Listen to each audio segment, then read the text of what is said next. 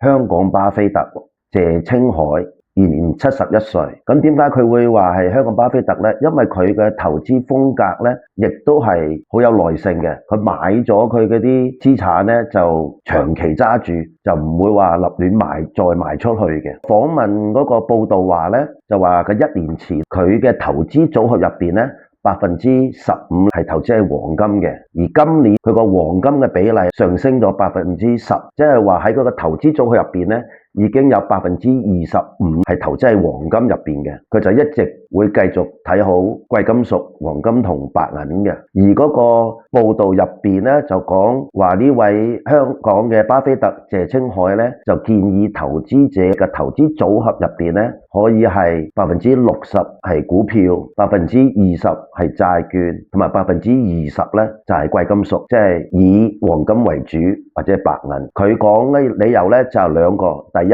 佢就係話因為美聯儲會繼續行貨幣放寬政策嘅，即係話可能 QE 啊，可能減息啊，終於就放寬啦。第二個原因呢，就係地緣政治因素繼續緊張，所以佢就建議係咁嘅投資組合啦。報道入邊最後提到一樣嘢呢，就係而家好多亞洲嘅有錢人嘅家族逐漸亦都轉移去投資黃金啦。咁呢啲資料呢，我覺得大家可以參詳一下，亦都可以大家喺評論區去討論一下。關注我投資理財不迷路。大家好，我係詹教授。